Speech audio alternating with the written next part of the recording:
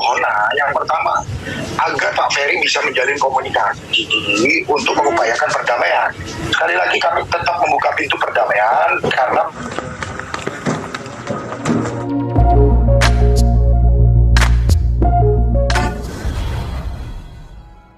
apa sakit kambuh lagi apa gimana gitu?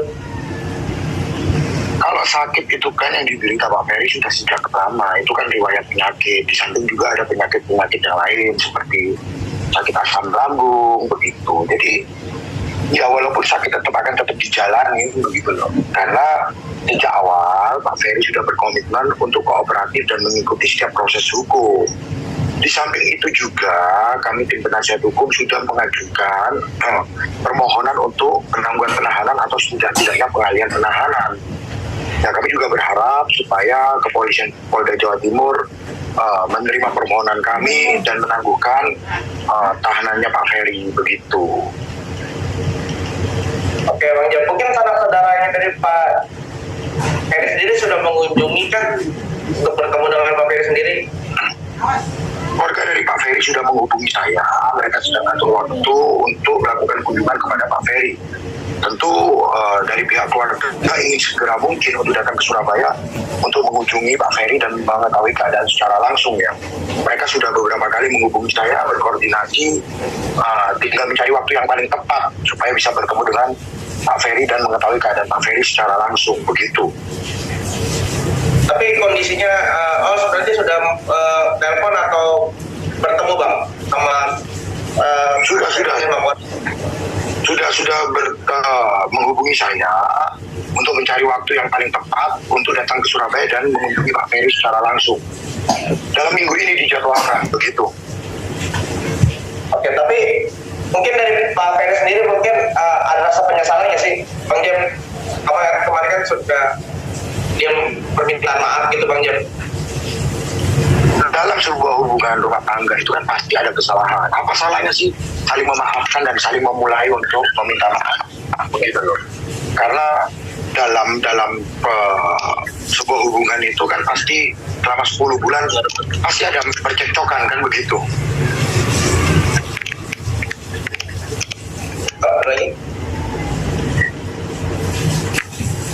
Bang Jep, maaf Bang Jep, terkait penahanan Mas Ferry gimana Bang? Tanggapannya terus langkah-langkah hukumnya gimana? Seperti yang saya katakan kemarin bahwa proses penahanan itu adalah hak yang dimiliki oleh pihak kepolisian. Maka kami mengikuti proses hukum aja sebaik mungkin begitu loh. Kalau ditanya apa langkah hukum kami sudah mengajukan surat permohonan untuk penangguhan penahanan yang kami tujukan kepada Dirkrimum Polda Jawa Timur. Kalau kita mengajukan surat permohonan, kita nggak berbicara peluang, itu kan kewenangan. Maka 100% itu adalah hak yang dimiliki oleh Polda Jawa Timur. Jadi kita nggak berbicara masalah peluang di sini.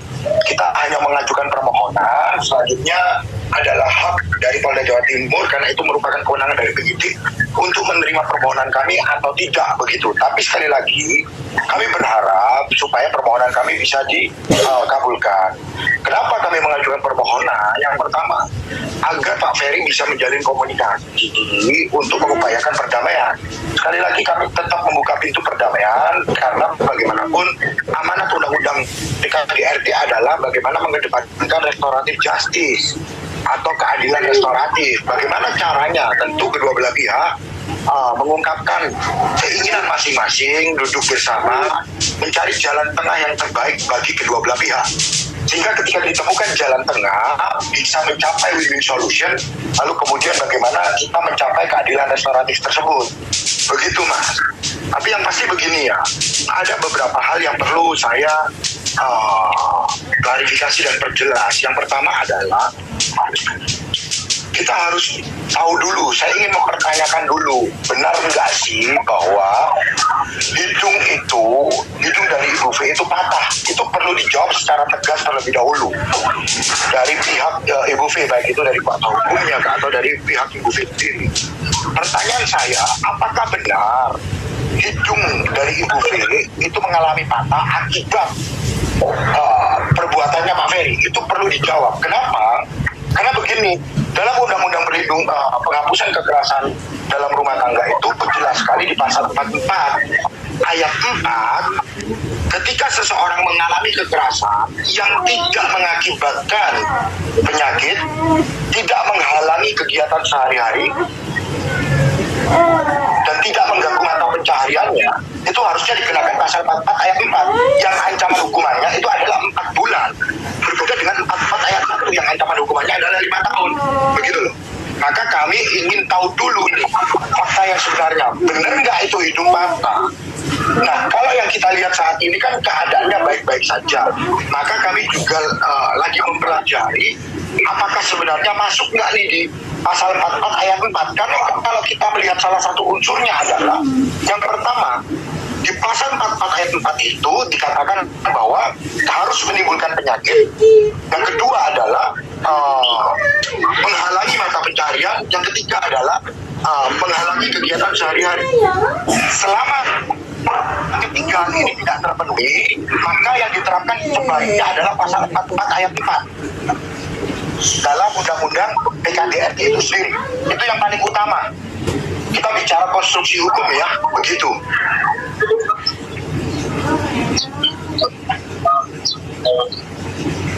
Teman-teman, mohon maaf, selain Bang Jeff di mute dong ininya, audionya, selain Bang Jeff. Thank you. Ya, Bang Jam, mungkin ekspresi dari Pak Ferry ini kan dianggap acting. Bang Jam, saat kemarin mau juga netizen mungkin tanggapan seperti apa Bang Jam? Rilis kemarin nih. Iya, tentu kalau setiap orang yang sedang mengalami persoalan hukum bagaimanapun pasti ada tekanan-tekanan tersendiri ya. Jadi kalau dikatakan itu acting atau pura-pura itu kurang tepat lah. Setiap orang yang mengalami proses hukum itu pasti ada tekanan-tekanan tersendiri dalam dirinya, apalagi persoalan rumah tangga. Tentu Pak Ferry juga banyak pikiran dan tekanan dalam diri. Ya, jadi sekali lagi kalau dikatakan itu acting atau pura-pura, saya rasa itu tidak tepat dan tidak benar begitu loh. Maaf, Grip, tolong lagi nggak ngomong. Ya dong, itu yang selain Bang Jeff tolong di mute ini ya teman-teman. Suaranya kemana-mana. Thank you.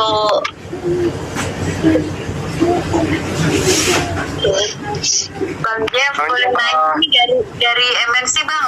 Bang, alasan kepolisian sendiri kenapa langsung menahan Mas Ferry gitu? Apakah mungkin khawatir menghilangkan barang bukti atau seperti apa nih? Mengingat kan waktunya cuma berapa hari ya dari pelaporan ya Bang?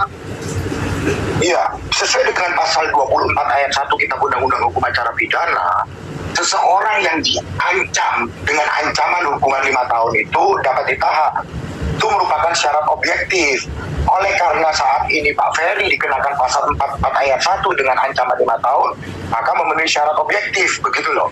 Nah, di sisi yang lain, ada syarat subjektif. Apa yang dimaksud syarat subjektif? Yang pertama, bahwa tersangka tidak akan menghilangkan barang bukti. Yang kedua, bahwa tersangka tidak akan melarikan diri. Tentu itulah yang kami jamin kepada pihak kepolisian, bahwa Pak Ferry tidak akan melarikan diri. Yang kedua, bahwa Pak Ferry juga tidak akan menghilangkan barang bukti. Oleh karena Pak Ferry sejak awal sudah menyatakan bahwa dia akan mengikuti proses hukum dengan sebaik-baiknya, akan kooperatif. Itulah alasan kami mengajukan penangguhan penahanan, begitu loh. Nah, sekali lagi itu kewenangan dari kepolisian. Kami menggunakan alasan subjektif bahwa Pak Ferry akan kooperatif, bahwa Pak Ferry tidak akan menghilangkan barang bukti. Kenapa? Bagaimana bisa menghilangkan barang bukti? Karena seluruh barang bukti itu saat ini kan sudah ada di kepolisian. Bagaimana kita menghilangkan barang bukti, begitu loh. Jadi saya rasa Pak Ferry memenuhi syarat subjektif untuk ditangguhkan penahanannya, begitu.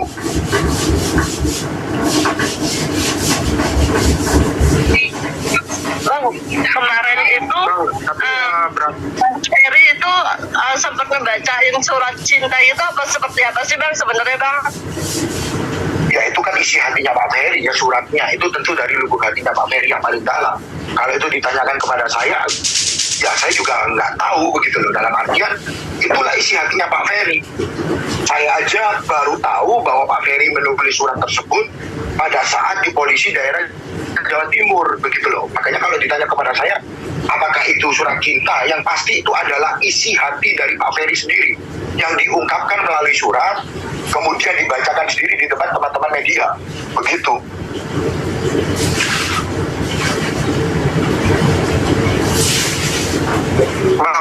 Maaf terkait penahanan Pak Ferry, ini untuk permulaan ini penahanan akan dilakukan sampai 20 hari ke depan ya berarti ya Bang ya? Iya, mengacu pada Kitab Undang-Undang Hukum Acara Pidana, kepolisian memiliki kewenangan untuk menahan pertama kali itu 20 hari. Kecuali pihak Polda Jawa Timur mengabulkan permohonan penangguhan penahanan yang sudah kami ajukan. Nah, begitu. Jadi sampai ke depan ini ya 20 hari lah masa tahanannya. Dan juga Pak Ferry kan digugat cerai oleh Bang Pena. Mungkin bagaimana nih Bang? Saya tidak mau menanggapi itu. Yang pertama, itu belum dilakukan. Yang kedua, kami masih mengupayakan bagaimana mencari jalan perdamaian. Jadi kalau ditanya hal yang seperti itu, belum waktunya untuk dijawab, begitu loh. Yang penting kita berbuat yang terbaik dulu. Proses hukum kita hadapi, biarkanlah proses hukum berjalan dengan baik. Di sisi yang lain, kami juga masih membuka pintu-pintu dan menjalin komunikasi, begitu loh. Makanya kami berharap terjadi pada akhirnya upaya perdamaian tersebut, begitu. Jadi yang lain-lain yang belum terjadi kami tidak bisa komentari. Oke, Bang, tadi aku kan baru ketemu Bang Hotman juga nih, dia tidak, Mbak Vena katanya sama sekali tidak ada mau mediasi. Tapi kalau dari pihak Abang dan Mas Ferry gimana Bang? Maksudnya ada pengen ketemu kah gitu Bang bersama Mbak Vena, Bang Hotman gitu untuk ya tadi gitu untuk melakukan mediasi, atau ini kan bisa dibilang kekeluargaan juga Bang? Gitu. Kalau dari Abang sama Mas Ferry Bang masih sebenarnya untuk berkumpul bertemu bareng-bareng gitu Bang, duduk. Justru itu yang kami harapkan. Kalau memang ada yang bisa mendamaikan atau paling tidak mencarikan jalan keluar atau menyambungkan tali silaturahmi antara Pak Ferry dengan Ibu V, itu justru yang kami harapkan. Sehingga mereka berdua bisa langsung bertemu dan mengungkapkan isi hati masing-masing. Mungkin apa yang ingin diungkapkan, mungkin dari Bu V keinginannya seperti apa, lalu kemudian Pak Ferry sendiri juga keinginannya seperti apa, sehingga bisa menemukan titik tengah, lalu kemudian kalau memang tercapai perdamaian bisa menuangkan itu dalam perdamaian sehingga tercapai restoratif justice. Jadi kalau ditanya mau nggak sih bertemu Pak Ferry dengan Ibu V, sangat mau dan sangat itulah yang diinginkan oleh Pak Ferry, begitu loh. Tapi kan Bang, dalam kasus KDRT restoratif justice tidak berlaku Bang. Kata siapa itu? Yang biasa-biasanya Bang. Enggak. Dalam setiap perkara, ketika ada seseorang pelapor dengan terlapor bersama-sama berdamai, lalu kemudian mengajukan perdamaian kepada pihak kepolisian, maka dengan kebijaksanaan pihak kepolisian dapat mengambil upaya hukum, yaitu restoratif justice atau keadilan restoratif. Selama memang pelapor dengan terlapor bersama-sama sepakat untuk melakukan perdamaian. Begitu. Jadi kalau dikatakan bahwa dalam undang-undang PKDRT sendiri tidak ada restoratif justice, itu sangat keliru. Justru undang-undang PKDRT mengamanatkan supaya ketika memang pelapor dan terlapor memiliki jalan tengah atau paling tidak mereka bersepakat berdamai, maka dimungkinkan untuk dilakukan restoratif justice. Itu yang benar.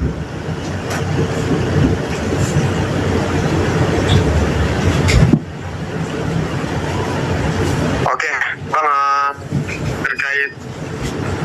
terkait foto-foto Mas Ferry yang katanya juga terkena pukulan ya atau cakaran dari Mbak Vena, itu bisa dijelaskan Bang? Maaf. Kemarin di Polda Jawa Timur kan saya sudah jelaskan dan saya sudah keluarkan itu kan. Biarkanlah itu menjadi ranah proses hukum.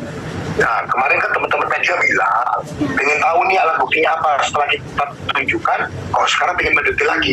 Itu sudah menjadi proses hukum, biarkanlah itu menjadi proses hukum saja, begitu. Itu kan sudah kami serahkan ke pihak Polda Jatim. Seluruh alat bukti yang kami miliki itu sudah kami serahkan kepada penyidik Polda Jatim. Biarkanlah nanti Polda Jatim, penyidik menyimpulkan fakta-fakta yang sebenarnya berdasarkan alat bukti yang sudah kami berikan. Begitu. Itu adalah sebagai langkah hukum dan upaya kami untuk membuktikan fakta yang sebenarnya, begitu. Bang, izin. Halo, Bang. Iya, gimana? Untuk upaya damai sendiri, ada jaminan nggak Bang kalau Mas Ferry ini nggak akan melakukan KDRT lagi? Dan mungkin gimana cara meyakinkan Abang ke pihak lawan? Iya, kembali lagi, kalau masalah perdamaian itu kan antar para pihak. Bukan saya yang meyakinkan. Bukan saya. Kita ini kan tim kuasa hukum adalah faktor eksternal. Di luar yang berperkara. Karena sekali lagi, berdasarkan undang-undang advokat, seorang advokat tidak bisa diidentikan dengan kliennya. Maka kami ini faktor eksternal. Kami hanya mendukung proses perdamaiannya. Tapi bagaimana meyakinkan dari Ibu V sendiri itu adalah kewajibannya Pak Ferry sendiri, begitu loh. Kami hanya membantu untuk mencapai proses itu. Kami hanya membantu mencarikan jalan atau mencarikan pintu di mana nanti pada akhirnya mungkin Pak Ferry bisa menjalin komunikasi dengan Ibu V. Tapi bagaimana Pak Ferry bisa meyakinkan Ibu V itu adalah kewajibannya Pak Ferry, begitu loh. Karena yang menjalani adalah Pak Ferry dengan Ibu V sendiri. Itu bukan kewajiban kami tim penasihat hukum untuk meyakinkan bahwa Pak Ferry tidak akan melakukan lagi tindak pidana tersebut. Biarkanlah itu menjadi ranahnya Pak Ferry, begitu loh. Itu menjadi kewajibannya Pak Ferry sendiri nanti untuk membuktikan kesungguhan hatinya untuk membuat kembali Bu V menjadi percaya, begitulah, atau paling tidak berdamai, begitu.